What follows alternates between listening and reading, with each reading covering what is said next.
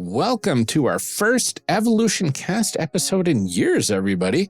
That's right, we are diving back into our regular Evolution Cast episodes, and we are starting it off going back to the basics, which we somehow never actually covered before on the show. No, really we sure. kind of missed that one. But fear not, Yeah. 5 years in, here we are. It's fine. As is tradition. But we hope you enjoy what we came up with. But before we get to the episode, here's what you can hear about at the end of the show. This is our last episode of the Patreon drive, everyone. You'll hear about how things went and one last call to join up and get some really great one-time only swag from us. Mm-hmm. So please consider backing us before we hit June 1st, and you can get your hands on some exclusive stuff. Absolutely. We'll go over our normal episodes closer stuff as well. Thank all of our amazing patrons. And in the meantime, enjoy this episode of Character Evolution Cast, everybody.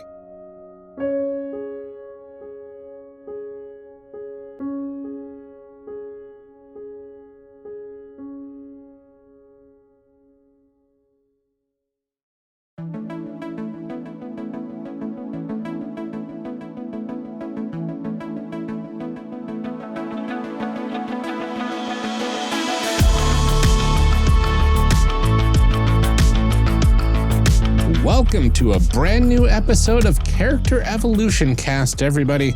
For those new to the podcast, new to RPGs, or for those who it has been a while since you've heard an Evolution Cast episode, this is a series of episodes that help us figure out what to do with those characters we all have been making. Here, we emphasize advice for players coming to the table. There are a lot of podcasts and articles out there that focus on advice for tables from the perspective of the GM, so we created the series to help all the players at the table. It's true. That has been, there's a frustration of mine before we started the podcast, is that I am a forever player, and I don't think that there's a lot of advice out there for people other than GMs. And I wanted a show dedicated to becoming a better player, because you don't just show up and have a game happen to you. Yep. Which is part of what we're going to talk about today. Absolutely. We want this episode, we realized 21 episodes into this series, that we've actually never done one on being a new player, getting into RPGs. So this is going to be kind of an RPGs 101. If you are not new to RPGs, you can certainly suggest this to a friend who maybe is. You can stick around and maybe learn something that you didn't know or that you've forgotten, a little food for thought. So we're going to talk about a couple things here.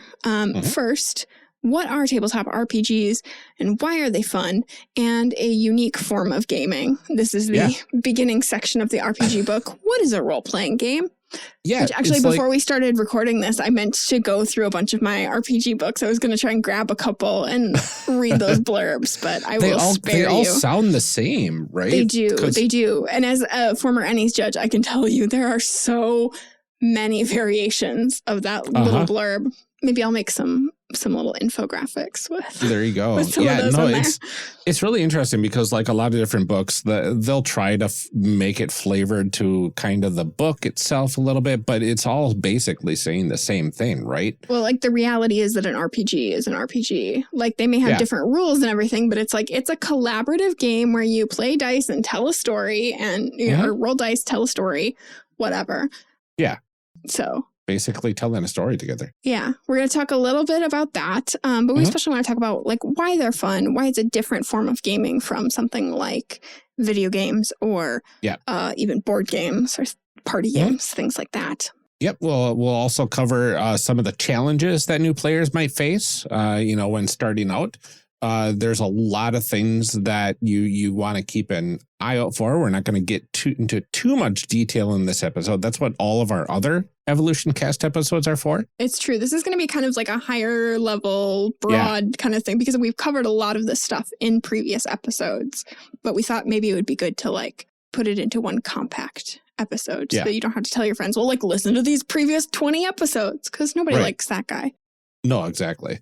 So we're going to go over things such as like finding a group, choosing a game, maybe a little bit on creating a character, how to understand the rules more effectively, and actually playing the game, like some good tips for beginners on actually playing the characters that you're going to be making. All right, so we're going to start from the beginning. I'm so excited to be back to this. I know. It feels so good. Before you can actually play a game, you need to find someone to play with. There are solo RPGs out there, certainly, lots of good ones. But when you think of traditional role-playing game, you think of playing with a group. There are a couple different ways that new players can find a tabletop RPG group. You can find one through friends, you can find one through various online communities, and there's also the option to find one at game stores if you have a store near you that's friendly to that kind of thing. Some of the options, there's some websites out there. I think Start Playing is one of the bigger ones right now, where you can actually hire a GM to play in their games. So GMs will have sessions out there for various different games, and you can actually pay to play on a more professionally presented experience if you wanted to go that route. Otherwise, local game stores will have signups that may or may not cost money. And of course, if you've got friends that are remotely interested in trying this out, that's probably your best bet as a beginner, because, you'll know the people that you're actually playing with right off the bat. Right. It does kind of clear one hurdle. I mean, there's the potential for, so we'll talk, I guess, now about the trade-offs there, right? Yeah. Is that like playing with your group of friends, they may not necessarily know the game. You may decide to just sit down and we're all going to figure it out together. Yeah. Whereas if you look online for someone or something like that, you're maybe going with somebody who does really know the game, but then you don't know the group. And so you have to kind of decide the balance and trade-off there. More and more in recent years, it's become a lot easier to play online, especially post COVID, or still during COVID, whatever. But that kind of changed how a lot of us play. There's a lot more tools out there. There are virtual tabletop things like Roll20. There's a couple other VTT virtual tabletop things out there. There are a lot of communities where you can kind of find people to play with. Reddit is one of them. If you're, honestly, there's a lot Discord is I've great. Seen a lot of different Discords that are especially TTRPG related. Like if you're a fan of certain podcasts, certain actual play podcasts, and you go to that podcast's Discord, if it's active enough, there's going to be a lot of people in there that'll want to jump at the opportunity to play a game. There's almost always a looking for game category. Yeah, absolutely. Yeah. I mean, our Discord included has a looking for game category on their little channel that if you wanted to pull together a group, you could easily do that. Definitely. And I know I've played in groups with people that I've met from other Discords through various things, and have, now become friends too. So there's certainly the option to play with people that are like internet friends, which I insist are real friends. I feel like growing up, a lot of our parents were like, but those are internet friends. And it's like, friending at a distance. They're right. Just because I don't, I don't consider my college friends less friend because I don't see them anymore, Yeah. Anyway, that's a whole other thing. Definitely, I think Discord has been the best option for me personally. That's where I found most of my groups, because it's partly where I'm most active in communities and things like that. But I do know a lot of people who've had success on Reddit. I know a lot of people who took like their regular groups of friends and were like, hey, this seems like something we might be interested. Do we want to just try it out for a night? Find a pre-written adventure, somebody runs it. I recently sat down and played a game with my two brothers. So you can, sometimes that's an option too. Yep. Do you have some siblings? If you got a big family, Right. And everybody's at kind of that sort of age that's into, telling stories and everything. That's definitely a good way to approach it at times as well. As long as you can stand your siblings, of course. Right. Yeah. I like mine. So your mileage may vary. Exactly. Yeah. But yeah, it's really interesting. Like if you're going to join a Discord with this express purpose of finding a group, get to know the people at the Discord first, go into the conversations and contribute to the conversations and kind of put your name out there a little bit, because then you're going to have a little better feel of what type of community you're getting into, whether or not the community is safe and full of people that are going to be safe. And then you need to kind of understand that if you're getting into this game, maybe once you've talked to these people a bit, you're not getting into a game with complete strangers at that point.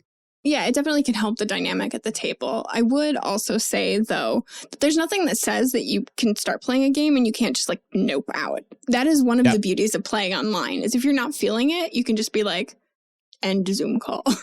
I'm done. So, if you feel like there's a really cool game that you want to play in, but you haven't necessarily been super active, we'll get into it in a little bit too about how to set yourself up for that to be a comfortable experience too. Exactly. So, yeah. There's nothing that necessarily says you have to know people before you play a game, especially if you sign up at a game store or something too. You may not know those people when you sit down to play, and that's okay too.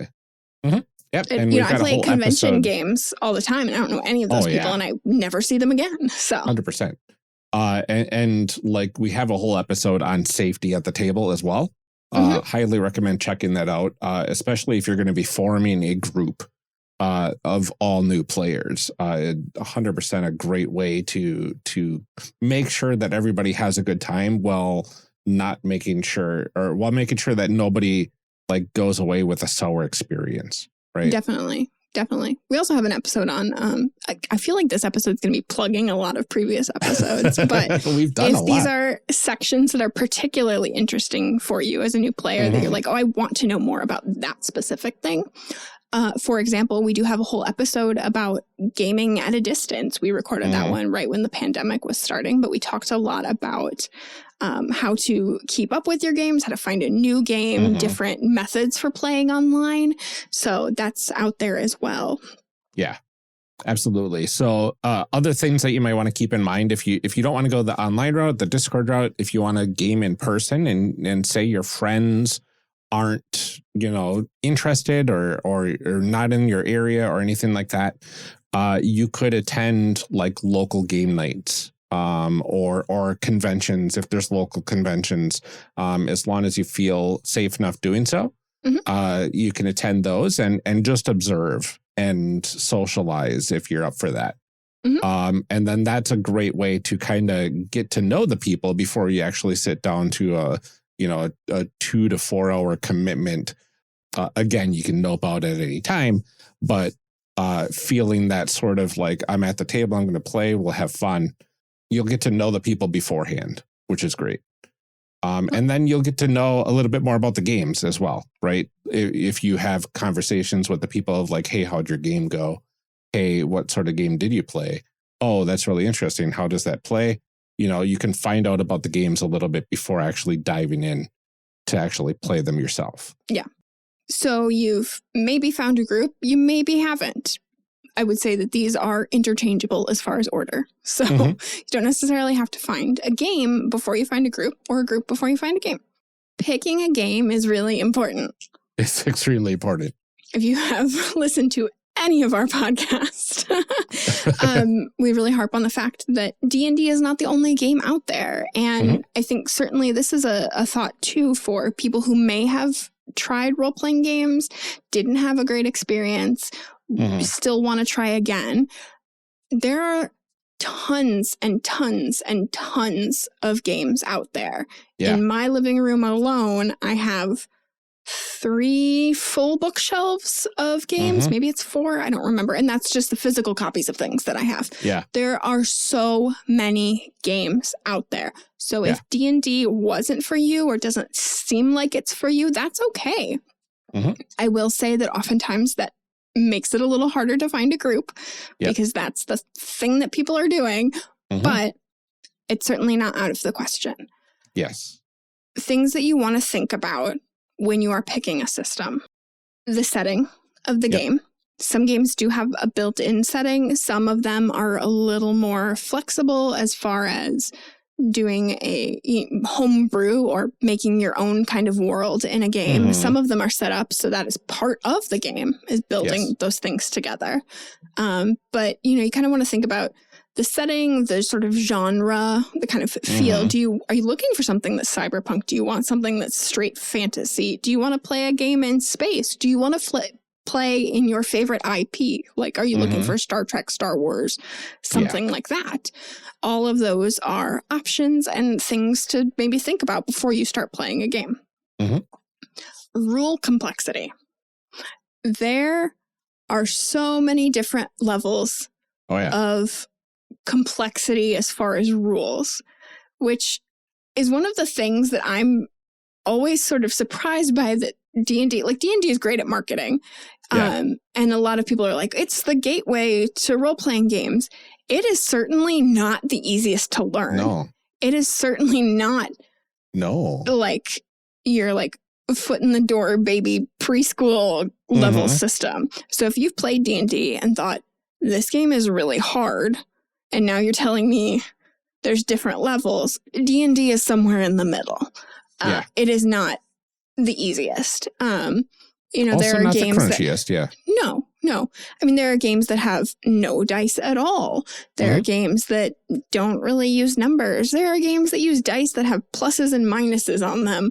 And plus is good and minus is bad. There's little picture dice. There's all kinds of things. There are all kinds of different games. There are role-playing games that use a Jenga tower. There's also not only that, but like how you're telling the story, like is this game more focused on like crunchy combat, strategic placement in the combat? Or is it like, we'll kind of do a theater of the mind style thing where we're describing things. We don't care how far away everybody is exactly, whatever. The rules are like more wishy-washy at that point, which is a much less complex system.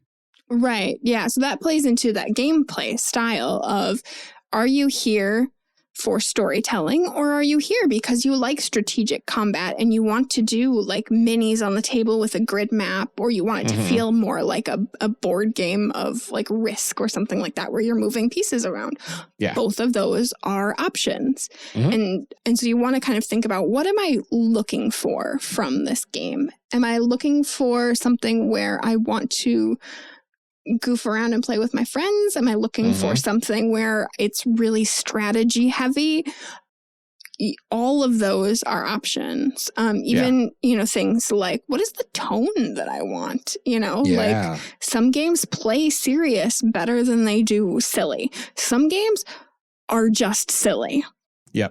Yeah, like some games like Fiasco comes to mind. I can't imagine a game of Fiasco that's not just ridiculous and wild. Right. So there's going to be a lot of games out there that like will probably fit your play style. You just have to narrow it down a bit.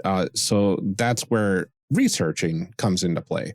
There's all sorts of ways that you can research new games. Reading reviews online, going into forums and blogs is one way. My favorite way is doing this podcast, but that's not accessible for everybody. No, but listening to this podcast, there are lots of podcasts out there that cover multiple games that aren't just D&D centric. And so, you can, especially, I think podcasts are a really great way after you've kind of done a little bit of that initial research. And you're like, okay, I want to hear more about this and see if it's maybe for me. Yeah, especially if you're going into like an actual play of the game itself to hear how the game is played. But if you are looking at, like, say, our backlog, for instance, and you just look at the blurbs of what each series is about, you'll get a good idea of kind of what the game is generally. And then listening to the first episode, that first half hour or so, is all about what this game is all about, right? Yeah. And I know on our website too, when we list our games, like a lot of plugs for us, but that's fine. Yeah. You're already here. So on our website too, when we list the games that we've covered, we do tag them by, genre and by system. So if you're like, oh, I've heard a lot about Powered by the Apocalypse, but there's 800 different games that fall in that category. Right. We do tag all of that kind of stuff too. I try to tag ones that are rules light or indie games or things like that too. So. Yeah, exactly. So like seeing or listening to different podcasts is a great way to find new games. Ours, where it covers multiple different types of games, is fantastic. Right on this network, we've got the One Shot podcast, the namesake of the network. That one is fantastic for discovering all sorts of games. That's an actual play, but in a one-shot compact format. Yeah. Right? So once you've researched the games that you wanted to kind of look into, it's okay to try some different games before settling in on one that you really enjoy. That's kind of the beauty of one-shots. You can commit maybe 2 hours to a game and get a good feel of it. Even not even playing, honestly, you could create characters for a game by yourself.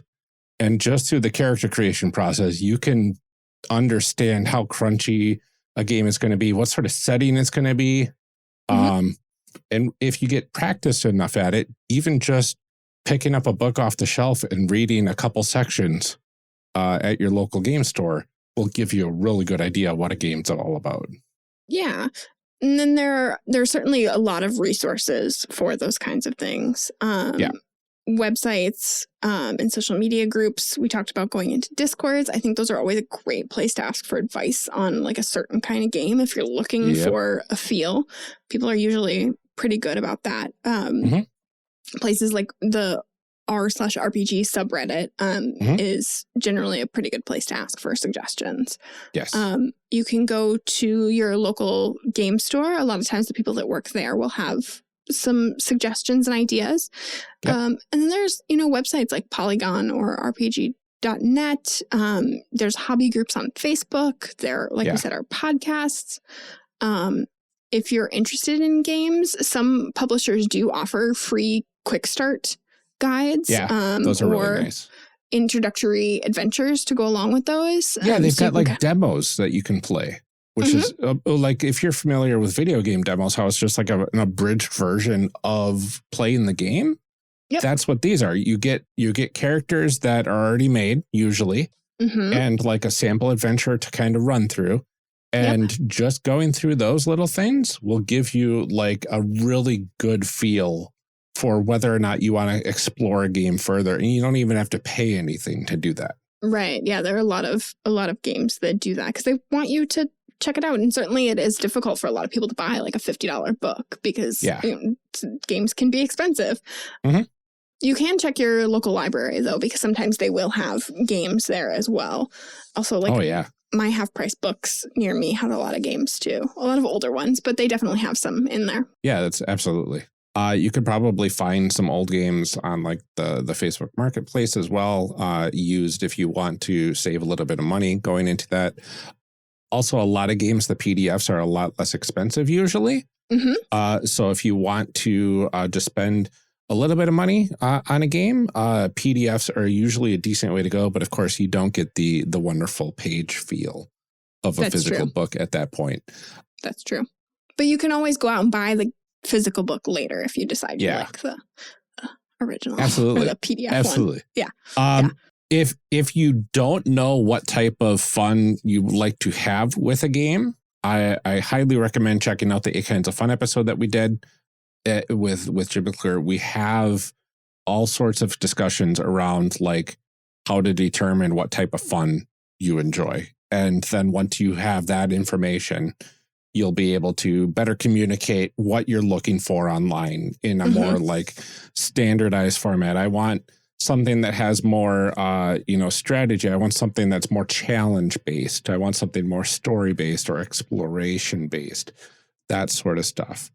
Yeah, I think knowing what is fun to you in a game, especially if you've been listening to podcasts for a long time and things like that, knowing what part of that appeals to you can be really helpful in finding a group, in picking a game, all of that kind of stuff. Because, and again, I've talked a couple times about, like, if you've tried RPGs before and didn't like it, knowing what kind of fun you like can also help you have a better experience next time, because I know there are lots of games that are very well loved and are very popular, and they're just not for me because it just doesn't tickle the part of my brain that I want a game to tickle. Trying to find another word there.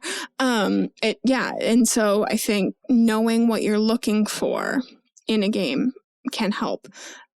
In addition to that, I mean, maybe we'll talk about it later, but I do want to add that if you are the person that has been listening to a lot of podcasts to help you find a game, be aware that sitting down at your own table may not necessarily sound like your favorite podcast.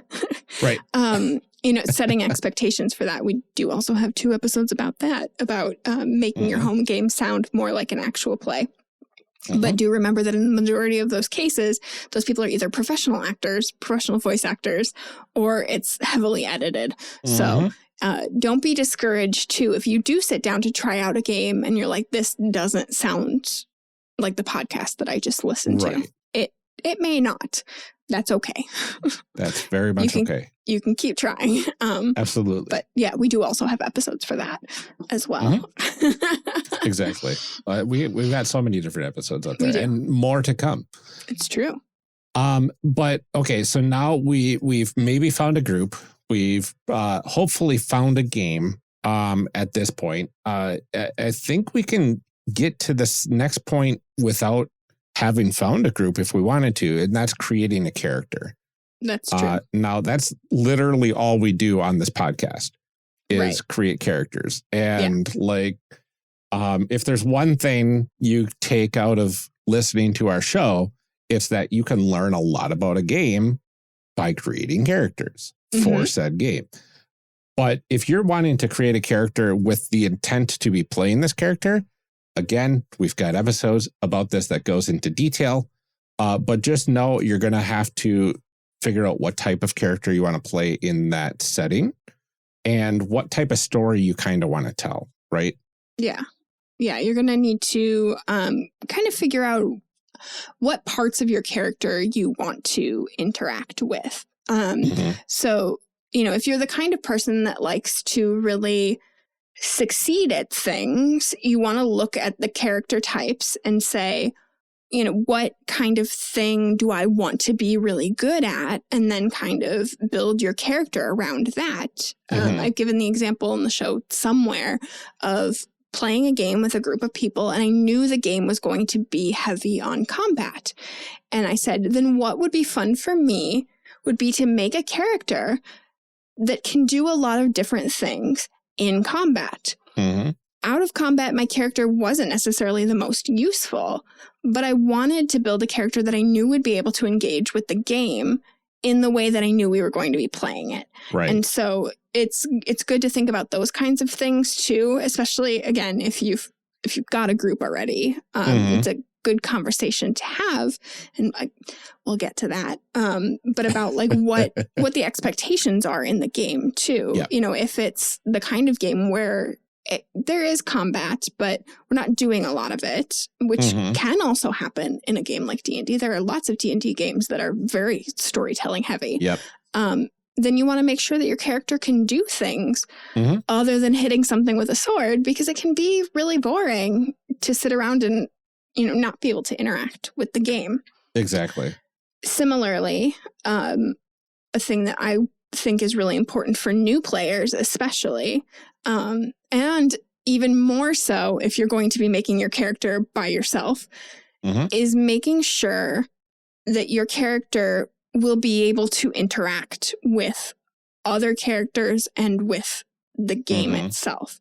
So you don't want to be the rogue that doesn't get along with anybody and I work alone, and because then you're going to get into a group and you're not going to be able to participate in what's happening, or you're going to kind of frustrate other players because you are going off and doing your own thing. And so you want to make sure that the character that you build is for the game that you are playing. And we don't just mean the capital G game TM system, but the experience that's happening at your table. Absolutely. And that's not to say you can't create one of those, lone wolf types. Those can be really fun to play as long as you have that understanding that, well, now they're in a group. Why? And why are they sticking with the group? What is motivating this lone wolf to keep with this group and keep following this group throughout the story? That's the challenge of playing a lone wolf character in a group setting, is to keep it fun. You still have to be communicating and playing with the other characters. You can't always be by yourself. Right. I know in one of our, I don't know where, but at some point it came up that like Wolverine is that kind of character. That's like, I work alone. I don't need friends. I don't. But like somehow he's always still with other people. Exactly. And so, finding ways to do that and to make that happen, because it's going to be a better experience for you and it's going to be a better experience for the other people at the table if you can find a way to make things mesh. And those kinds of connections come out of very weird places. We do fanfic on our show. We get to the end where we've all made our characters and we get to the end and say, okay, how does this pile of people make a game? And we come up with very interesting connections about how these characters would come together. And so there's really no limit there on how you can make that happen. It's just an important thing to keep in mind as something that should happen.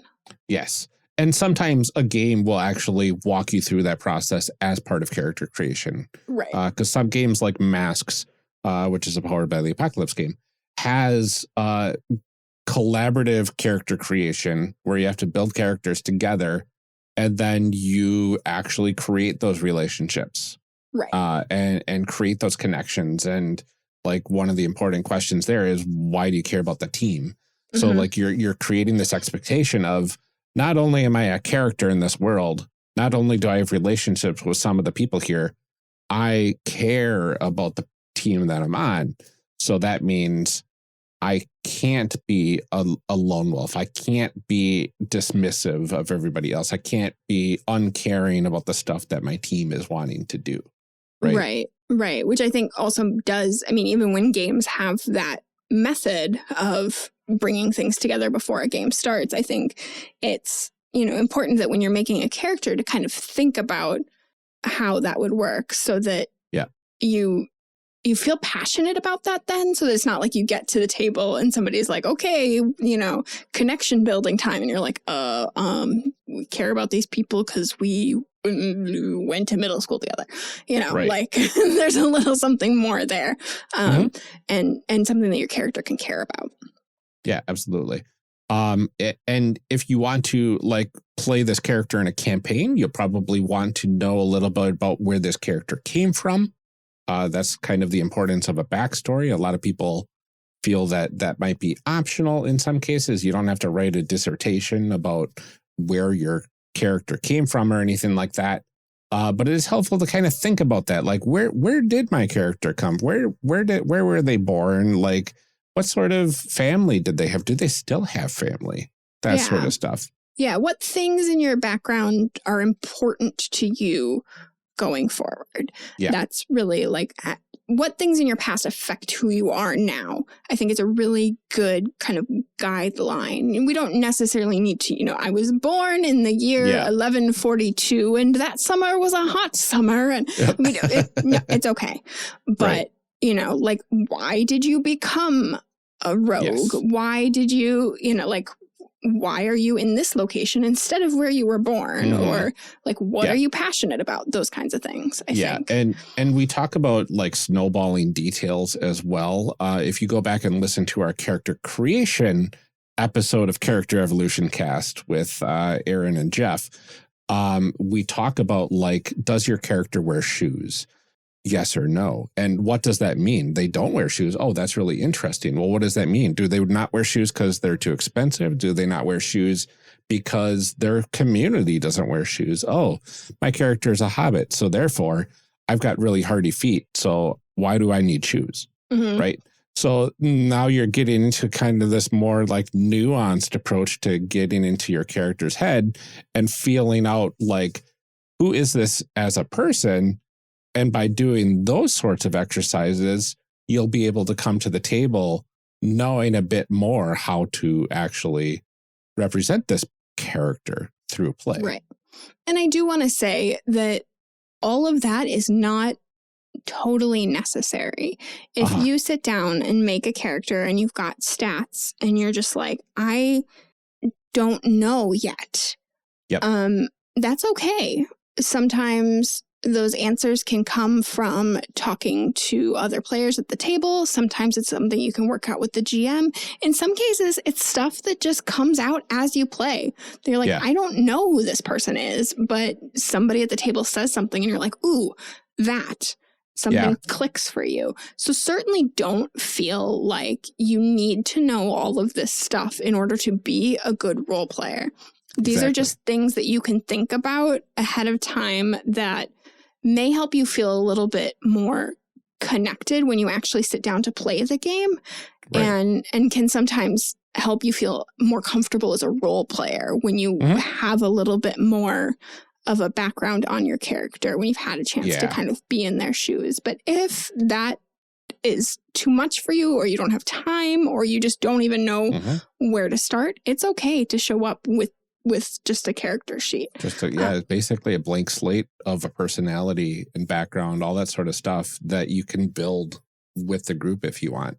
Right. Like I'm a big proponent of saying, I'm not really sure what my character would do in this circumstance. Does anyone have any ideas?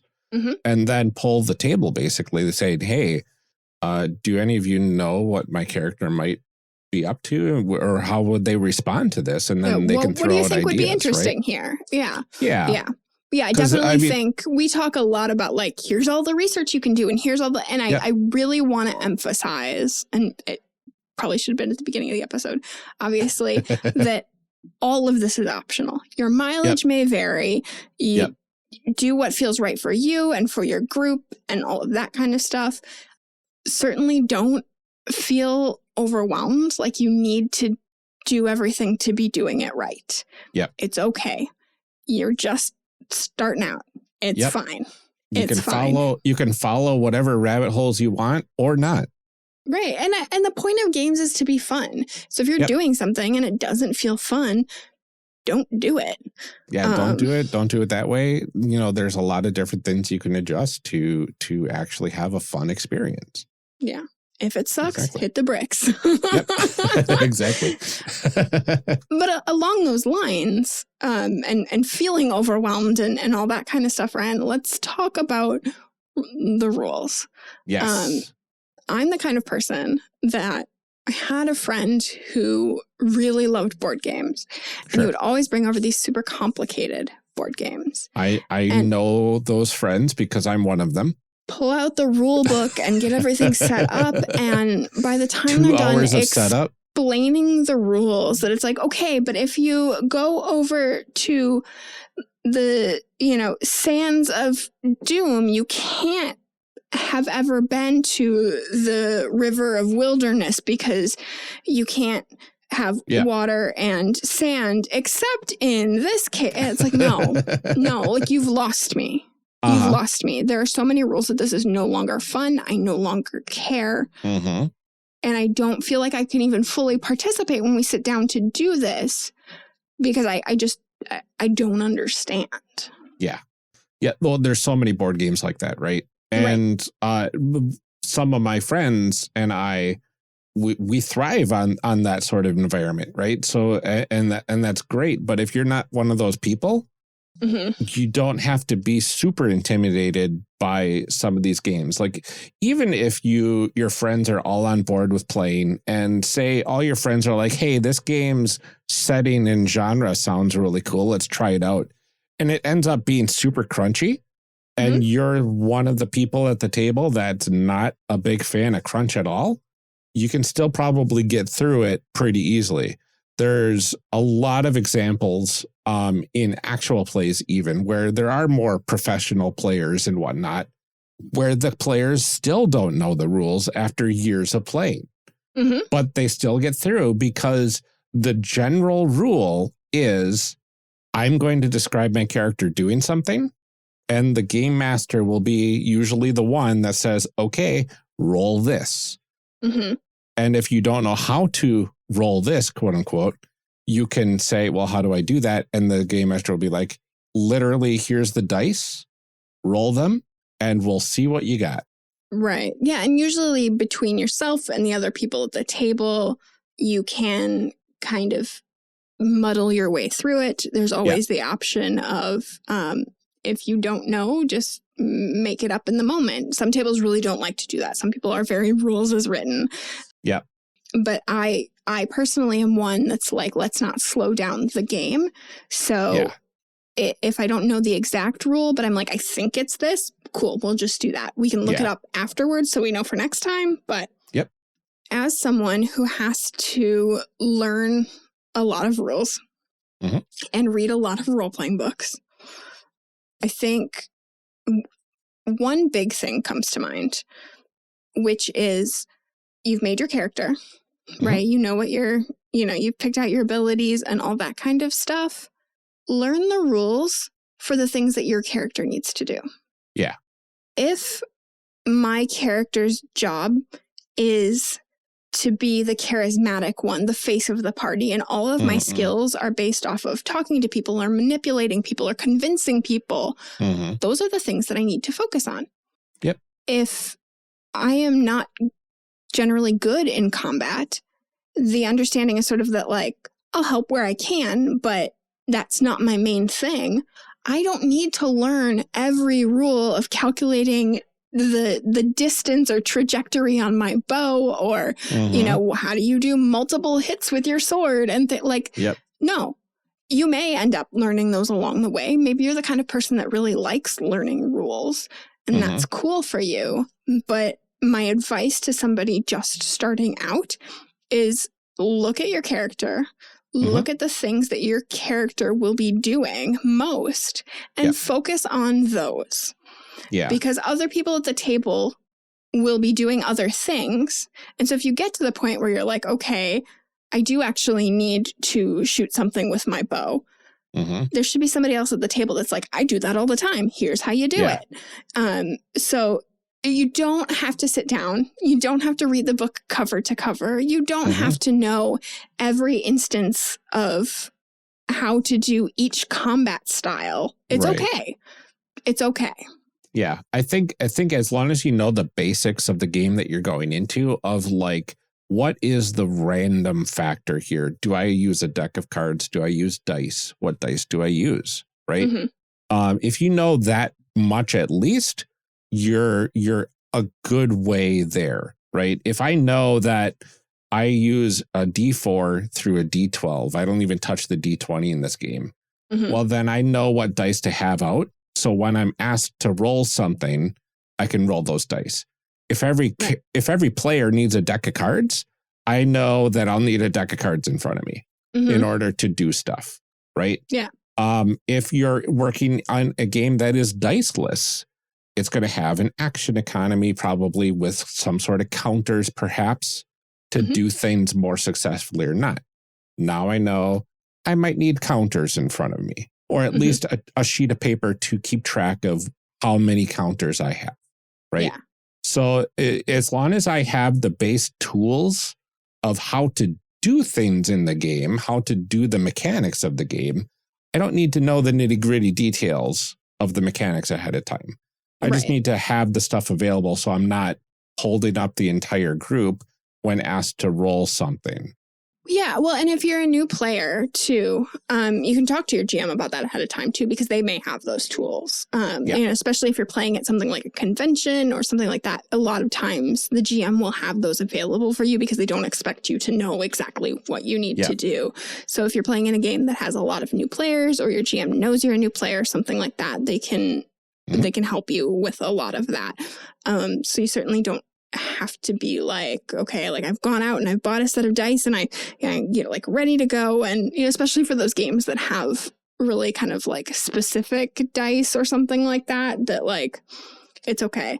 So I think kind of knowing what you're going to be using, how you're going to be interacting with the game is good. Like I said, learning what your specific character is good at, and really talking to your game master and saying, hey, I don't understand this thing, or what do I need to be doing, or how does this work? Yeah. That's fine. The other thing is that you will be shocked at how quickly you pick things up. That's true. It's like I've played a lot of convention games that are 2, 3, 4 hours, which I know in real people time sounds like a lot, but in a game time, that's a pretty standard session. Yeah. And I've come away by the end of it having a pretty solid idea of what I need to do. I no longer need somebody to say, okay, you need to pick up these 3 dice, you need to roll them, you need to subtract this number. It's like, okay, I've got it. On the other hand, like Ryan said, there are times where you just like something does not click. I played Legend of the Five Rings for a long time. I like switched to the new version. I played it on an actual play podcast. I have run the game. To this day, if you ask me how to roll for initiative in that game, couldn't tell you. No idea. Couldn't tell you. Well, no especially when you're talking about like the newer version of L5R, games like Genesis that use special dice. Yeah. The symbols on those dice mean absolutely nothing unless you know what those symbols mean. Right, right. And that's the hard part about learning those games is what do these symbols mean and what do the combinations of symbols mean, right?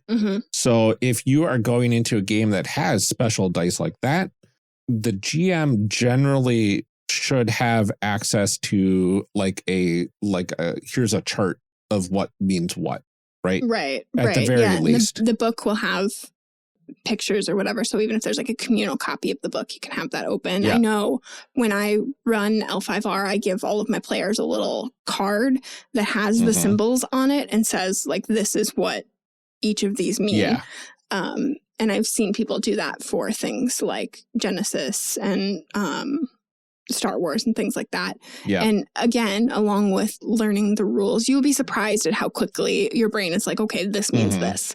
You know? Yeah. And a lot of games nowadays are including a 1-page cheat sheet with the game. Yes. That is a thing that I started to look for as an Ennies judge in games is there a quick guide in the front of the book or even in an index in the back of the book? Is there something that it's like, here's something I can hand out to players that is like, these are the basic rules. This is the rule. Yeah, exactly. Yeah. I've gone to so many. That encompasses most of what you need to know. There's like a 1-page thing that says, to attack you roll this. Here's the turn order. Here's, this is how initiative works. Here's what each of these skills mean. Yeah, exactly. Yep. Exactly. Yeah. Those are so helpful, especially for new players. They're helpful for experienced players too. I mean, Amelia and I have looked at countless games right now. And if we come across a brand new game that has a brand new system, a quick start guide will help us tremendously in figuring out how to play that game. Oh, yeah. Oh, yeah. It makes a huge difference, even as someone who's very seasoned in reading rules and understanding them. I love it. Please include them in your game, designers, if you're listening to this. Please include a 1-page quick start guide. Yeah. At the very least, a front and back. If you can print it on one sheet of paper, but 1 page is enough. Anything more than that, just don't do like a 3 or 4 page quick start because that'll be a nightmare. Right. My ADHD brain gets like information overload and shuts down. That's why I can't do those complicated board games because it's like you've been droning on for 3 minutes and you've said the word checkpoint, skill check that so many times that it doesn't mean anything anymore. Exactly. It does. Are you sure that's even a real word? Exactly. But with all of this discussion, we've been kind of dancing in and out of the whole point of this, playing a game. Right. So actually, you've gotten to the point. You got a group. You got your character. You know the rules at least a little bit, right? You've got at least got the tools maybe in front of you or a quick start guide. How do we play these characters now? How do we actually play this game? Well, listen to our podcast. No, I'm just kidding. No more plugs for our podcast. Actually, so many more plugs for our podcast, but so many more. Because it's hard to fit all of this in like one episode, especially years and years of experience. I mentioned before, create a character that can interact with other party members. And then once you're at the table, do that. Don't, be the person that's like, well, everybody else is over here. I'm going to go off on this solo thing that all the other people are not doing and have my own game. Like, no, work within the story that's being told. And I want to emphasize this point too. We do talk a lot about like player autonomy and how it shouldn't just be the GM show when, they shouldn't just like put you on tracks and you tell their story. But also your GM is a player at the table. They are also there to play a game. They're playing a different role. They're playing the character of GM. The way they play is different, but they are also there to have fun. And so do try to respect the story that they are telling. Don't just sabotage what they're doing and be like, never mind. We've all been in games where like an NPC is supposed to just be a one-time thing and then you adopt them and love them forever. And, that's fine. That's fine. But, do recognize that the GM is putting in work and at least try to interact with what they've created. If you're not feeling it, certainly you can work with them to be like, what if this instead? But do respect that your GM is also a player at the table. Absolutely. And honestly, like the importance of a session 0 is like not to be understated at all. No. Setting your expectations on what sort of story you want to be telling as a group, setting your expectations for like what sort of content you'll want to be including in the game, and kind of like having discussions ahead of actually playing the game will go a long way towards your enjoyment of the game itself. And oddly enough, we have an episode all about session 0 in our backlog. One of my favorite. We even have a form fillable PDF out there for you, as well as a document version of the same information of how to go through a good session 0 and kind of tick off the check boxes of things to cover. So there's all sorts of different ways to get into that sort of mindset. But the whole point of it is getting used to communicating with the other players and the GM at the table, getting used to having those conversations, right? Yeah. So if people are new to role playing, let's quickly discuss here. What is a session 0? Yes. We've referenced it a couple times. So a session 0 would be something that you kind of do before you actually start the game. And this can be like a separate meeting of people. This can be like a quick, 30-minute to 1 hour thing ahead of the game. It can be, there's lots of different forms that it can take. And you can certainly talk about as much or as little as you want. Our guide has just tons of stuff in it. But the things that you really want to do in a session 0 are set expectations for what people want from this game and what is okay and, what isn't. So you're talking about things like, hey, is this game meant to be goofy, silly, whatever? Or do we want this to be kind of a serious political intrigue, mystery kind of thing? And then, what are the expectations for like staying in character and things like that? What is the power dynamic between players and GMs? You know, like there are people that are cool with that sort of old school, like the GM does the work and you show up and it happens. Some people like that. Some people want the GM to kind of build a sort of scaffolding that they then work off of and build things from. So you want to talk about that kind of stuff. You want to talk about topics that are or aren't okay, so that you can avoid discomfort or trauma or things like that. You want to talk about how close are we sticking to those rules of the game? You know, are we rules as written, that's what we're going to do? Or is it rule of cool? Like, does that sound fun? Okay, let's figure out how you do it.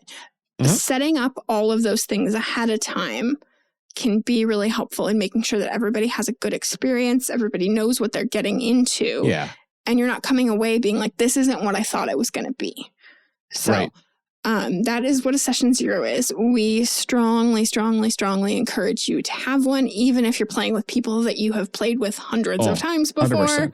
100%. And like we said, we have a guide on our website that kind of lists out a bunch of those questions so that you can go back and forth and talk about them, and kind of get an idea of what's going on ahead of time. But I think, especially as a new player playing with a group of people you don't know, I would strongly recommend doing a session 0. And if it's not something that your GM is doing, even suggesting it, saying, hey, can we meet ahead of time or something like that, just to kind of talk about what this game's going to be, what the expectations are, etc.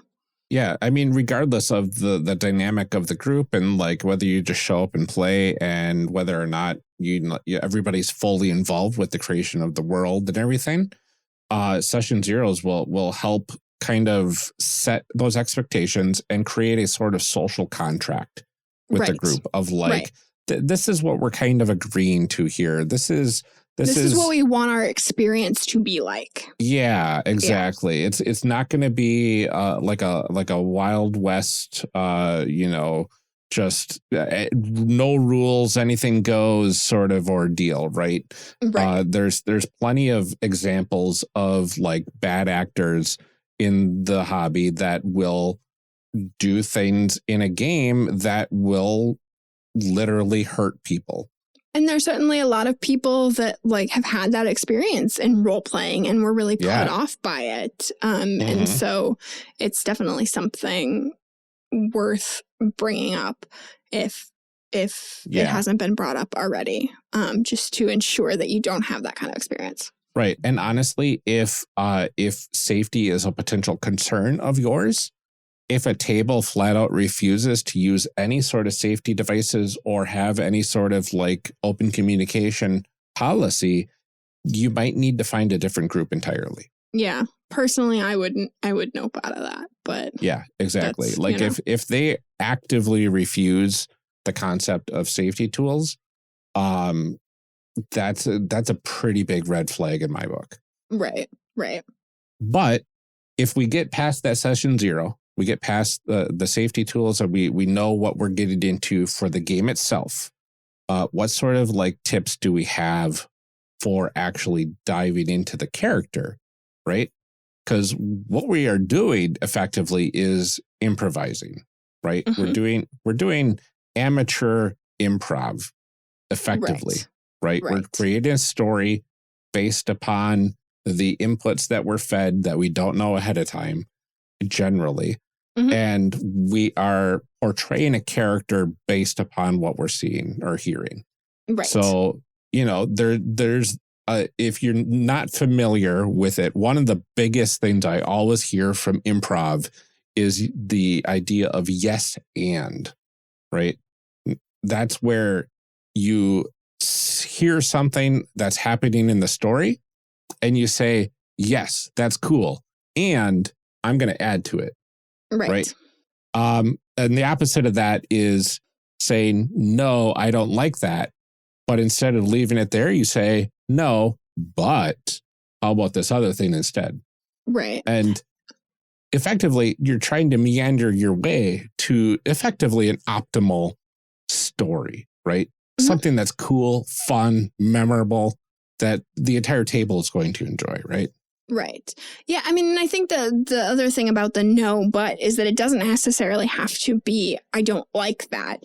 It can be, well, did you go to the store yesterday? No, but I did do, this kind of thing. So it can be a way to add on to things still. The point of the yes and or the no but is that you're not just stopping the conversation. Your goal is to build on the story or the scene of what's happening.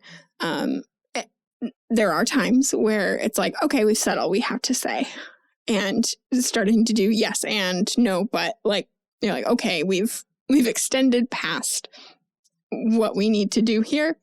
Yeah. And that's okay too. But building off of what other people are doing is the key part of that. Saying, I support your idea, and now we are in this together, and I am participating with what you're doing. And you also want to make sure when you're doing that, that you aren't shutting down other people's ideas or stealing the spotlight or making it about you. Saying like, cool idea, but no, actually we're going to do this. And, like about sort of respecting what other people are putting into the game and adding to the story and letting them participate fully the same way that you are.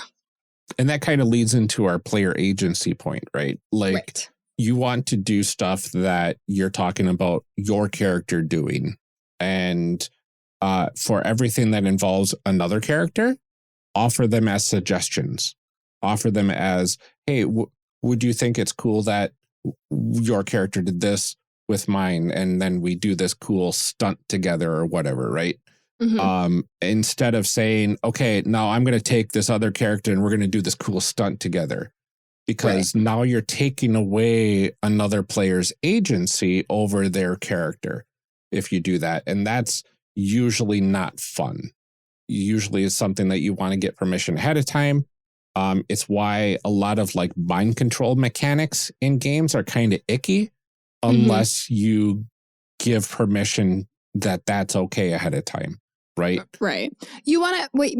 I mean, the rule of player agency is very much like that golden rule of do unto others, right? It's that feeling of like, I wouldn't want someone to take my character and just do whatever with it. I want to be in charge of my story because my character is like, I am embodying this character. And so they're important to me. I am, attached to them. I am tied to them. I don't want you to just tell me what I'm doing.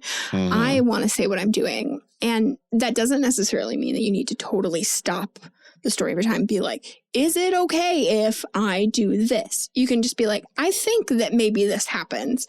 And then kind of look at the other person and, wait for that nonverbal cue if that's okay with you. Or you can just say, I would really like for this to happen. Okay.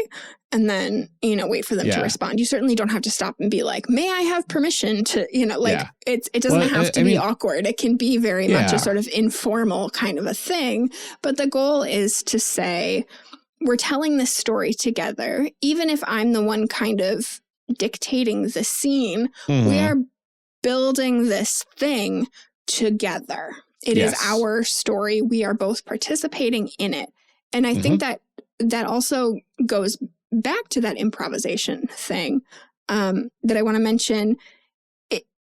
When we think of improv, a lot of times we think of like, like the skits and the like, you've got to come up with stuff snappy on the moment. You got to be on top of your game. And like, don't feel like that's the case. Don't feel like you are on the spot. You've got to come up with something right now, and it has to be this totally brilliant idea. You can just offer little tidbits. You can be the person that says, that's cool.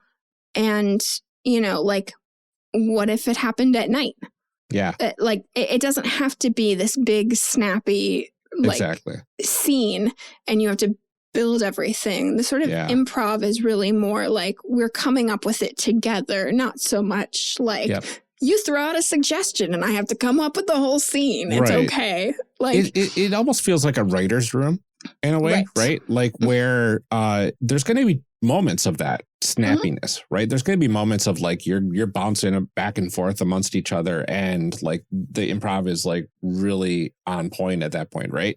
Right. But there's going to be moments of like, well, we need to think for a minute, right?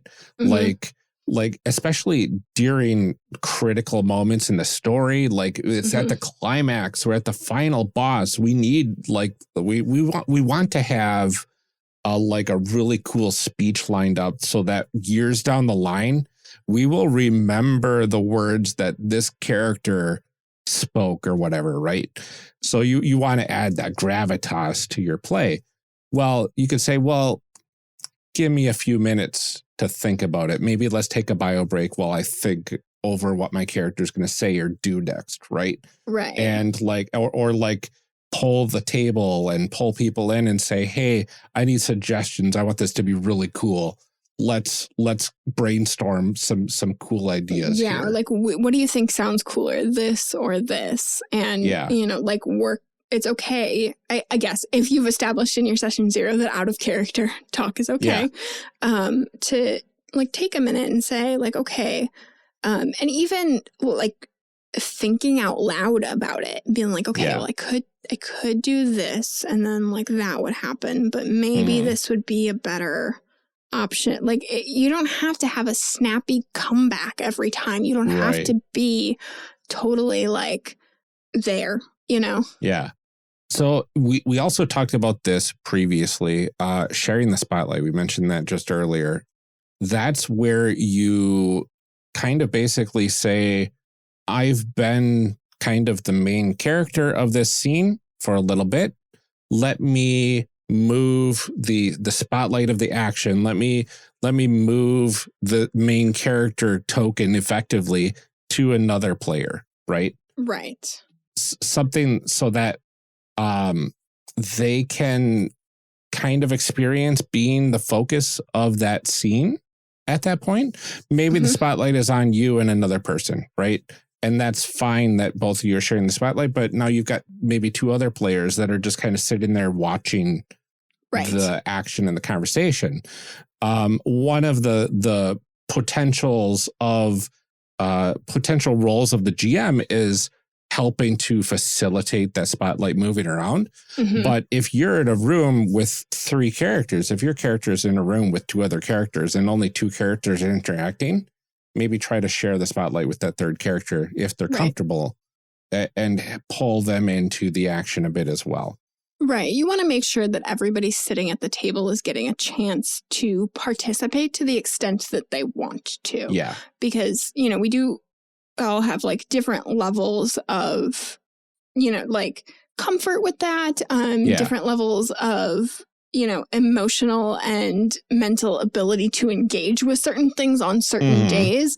You know, there's some days where I'm just like, I can't think right now. You know, I don't have anything to contribute, but I want to be here. I want to fight the monsters. I want to roll the dice. I don't want to have an intense conversation between me and the king's like main advisor. Yeah, I don't have any good one-liners right now. Yeah, and not at all. Yeah. Right. And so, you know, sharing that spotlight again to the extent of everyone's comfort or interest or things like that. But yeah, making sure that everybody's getting a turn to do what they're good at, to do what they want to do. And because it is a collaborative game, you know, it's not a video game where you're playing by yourself. It is a story that you are all telling together. Yep. The other side of that is being ready for your turn. Yep. This is a thing I've talked about before that sort of bugs me sometimes. And, you know, again, to each according to their ability, be ready when it's your turn. The only time that most RPGs have sort of distinct turns is in combat, usually. Right. But nothing quite slows down a game like going around the table and getting to somebody and having them be like, okay, what's going on? You know, like, where is the monster? Who are we fighting? How many guys are left? Yeah. What do I, do I need to heal somebody? Pay attention to what's going on in the game. Participate. Even if it isn't necessarily saying things or being super involved, just kind of be aware. Yeah. And I do know that sometimes that's tough. I know as a person with ADHD who often plays in the evenings after my medication is fully worn off, it can be tough to keep your focus on some of that. But I always think that you should just generally be aware of like, when it gets to my turn, what are the options I have? Yeah. Even if you don't necessarily know like where everyone's positioned or how many hit points the monster has left or something like that. When it gets to me, I should know what things I'm able to do at that point. So I'm not like, okay, let me flip through here and like, can I do? No, I can't do that. What if I because it does sort of slow things down and is a little bit less fun for other people and can be really frustrating if you're on the other end of that.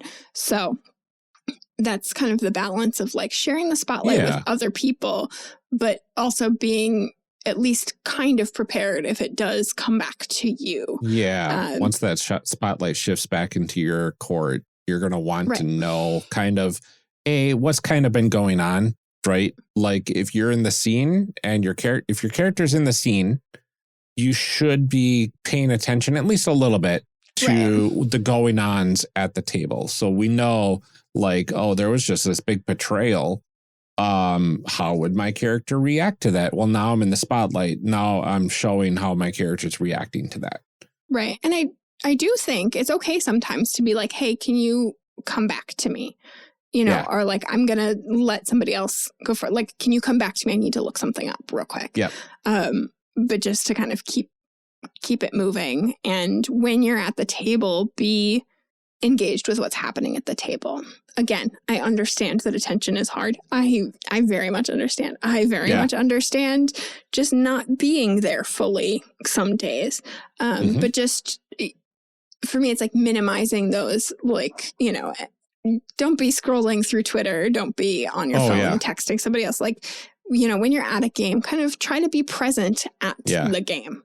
Yeah. I mean, even if you're super experienced playing games, you can also get those nerves, right?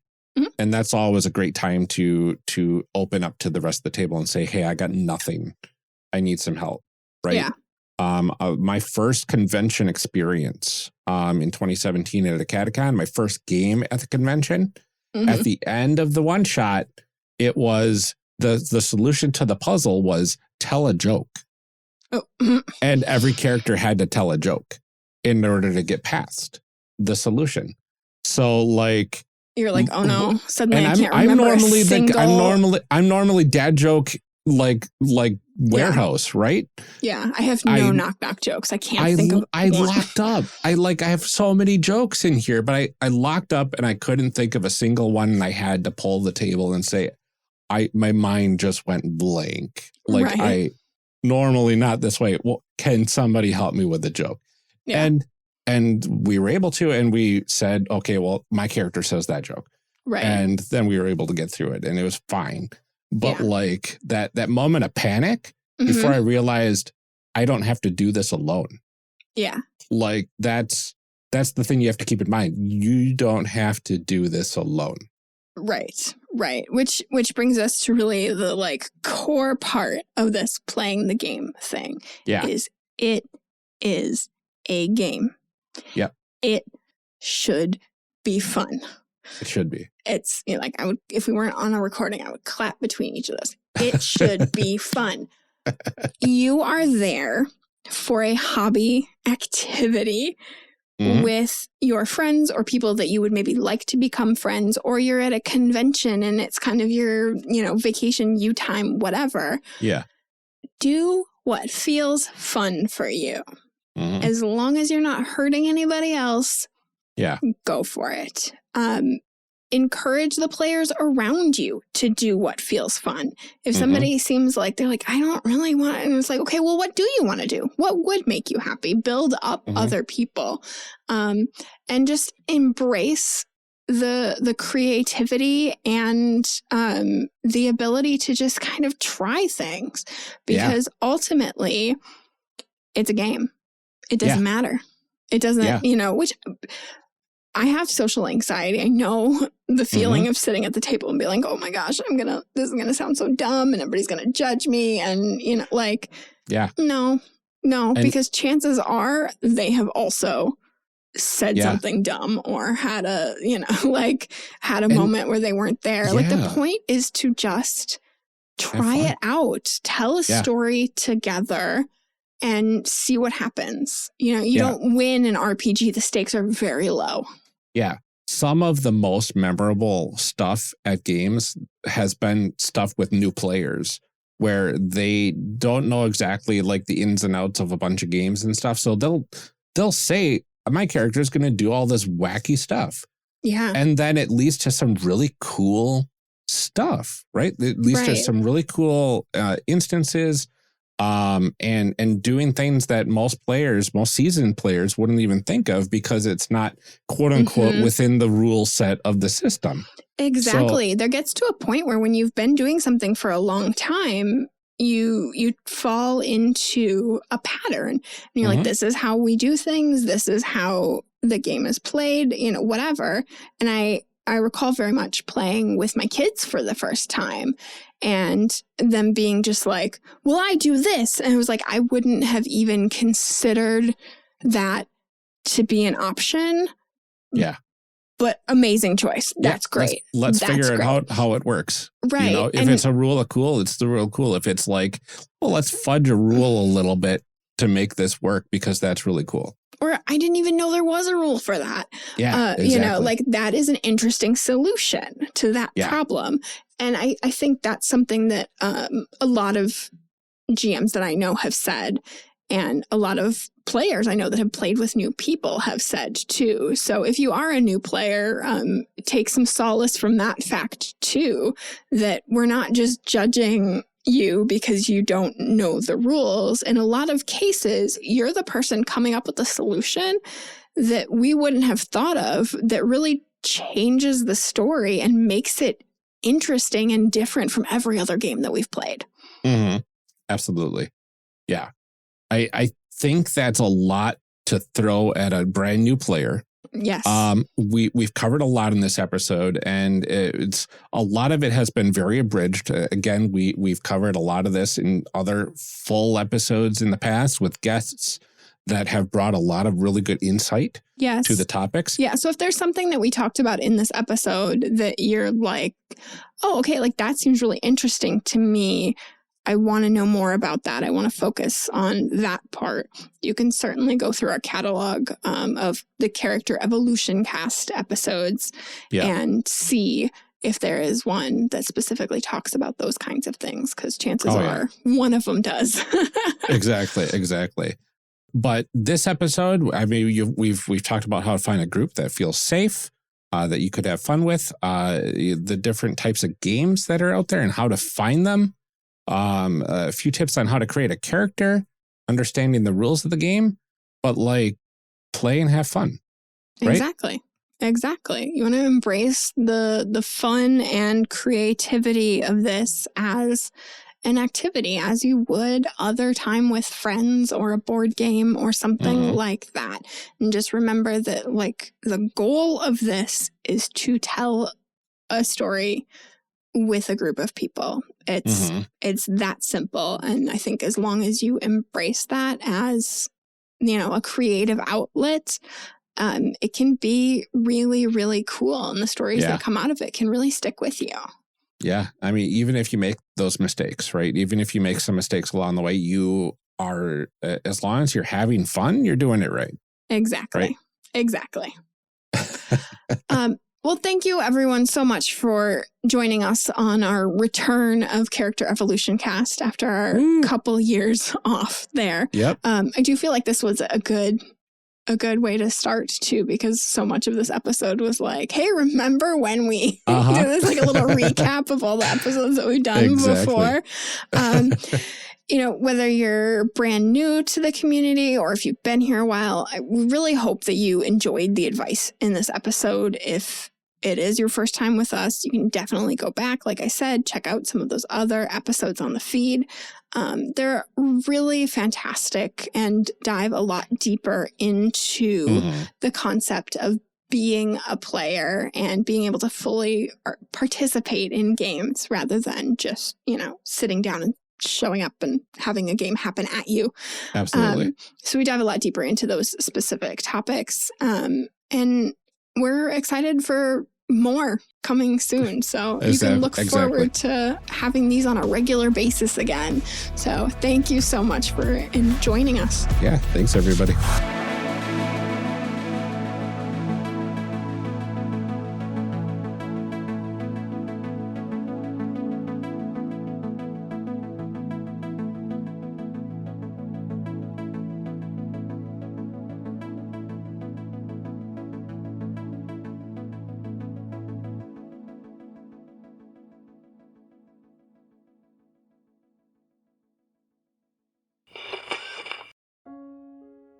Call to action.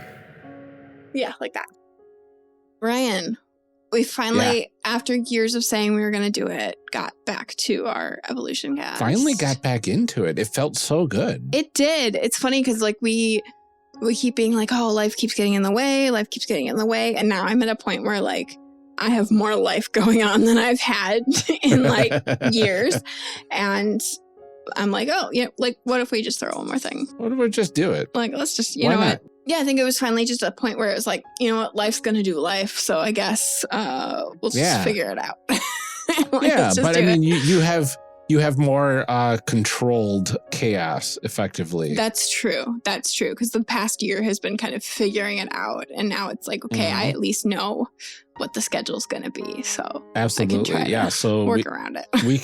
we can do that. So we're planning to do this every month, and whether or not we have guests. So that'll allow us a little bit more flexibility than we had in the past with the series. And I think it'll be a lot of fun. I'm really looking forward. We got a couple things kind of in the works lining up for the next couple of months.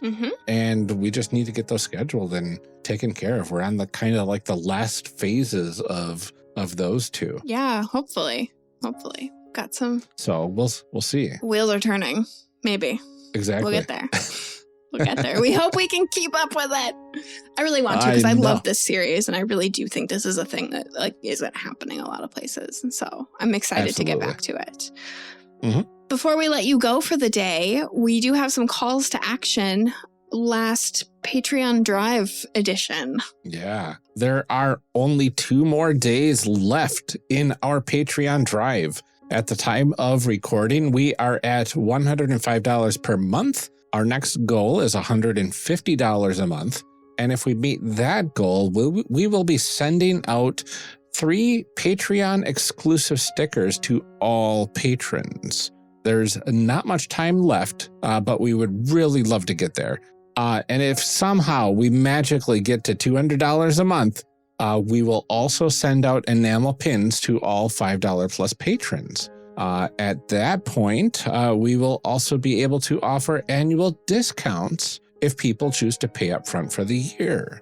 We know this is a lofty goal at this point, but we really would love to see it happen. It would be really nice. And those pins would be really pretty. I know. We also got the option last week. Unfortunately, we couldn't get it at the beginning of this drive, but whatever. We got the option last week to start offering trial memberships. So if you've been interested, but you aren't sure and you kind of want to see what all of this bonus stuff looks like, you can do a 7-day trial at the $5 level and see if you like it. And if you do, we hope you will stick around and support the show. Absolutely. There are so many perks for joining up on our Patreon right now. And doing it during the drive, we'll be able to offer even more benefits if we hit our goals. If you do happen to join up on a free trial, we will count it towards the total if we get your support after the trial is over as well. So head on over to patreon.com/charactercreationcast and see what sort of things we are offering. You can join up with some really phenomenal folks and join a growing community in our Discord as well. It's discord.charactercreationcast.com if you're not on there. It's a lot of fun. So let's go ahead and thank all of the people that have joined our Patreon already, and hopefully we'll have some more people to thank soon. Lieutenant, thank you for helping us make this show. Thanks, DJG, Tigranosaurus. So glad to have you backing us. Eric Bonts, thank you for helping us make the show as well. Shadim Cabal, thanks for your continued support. Daryl Holiday II, we are so glad to have you. Thank you. The Shyest Barbarian, you shouldn't have, but we're so glad you did. Thank you. Benjamin Sweeney, many thanks to you. Lorcan McGinnis, many thanks to you. Thank you, Rob Fletcher. We are so glad to have you here. We're really glad to have you here as well. Kevin Brown, thank you. Tentacle Duck, thank you for believing in us. And thank you to John Adamus. We couldn't do this without you. A3 Sketchpad, our deepest thanks. Cole McCallum, thank you for your support. Carlos Salazar, thank you for supporting our dreams. We appreciate your support. Eric S., thank you. Ross Kingston, many thanks to you. Ian Potmeyer, our deepest thanks. Grace Bergeron, thanks for helping us make this show. Sorigoth, we're so glad to have you here. Liam G, you shouldn't have. We're glad you did. Thank you for continuing to. Brian Colm, thank you for supporting us as well. Garden GM, thank you for believing in what we're making. And Dark Mirror, our deepest thanks to you as well. And thank you to all of our future patrons. Your support means so much to us and really does help us make this show even better. The more support that we end up getting, the better we can make it. Again, you can join us at patreon.com/charactercreationcast and find out about all the cool stuff we have going on and help us reach that next goal. Yep. And another fantastic way to support us is by leaving a review on Apple Podcasts, Podchaser, Podcast Addict, or Facebook. It's another way to get your name on the show. And right now we are out of reviews. So we would really love to get some more. Plus, it means your name's at the top of the pile. So that's pretty nice. I know. That is it for today's episode, our last episode of May. We will be back next week with a regular series. Until then, take care, everyone. Stay safe, drink some water, relax your shoulders, and keep making those amazing people. We'll see you next time.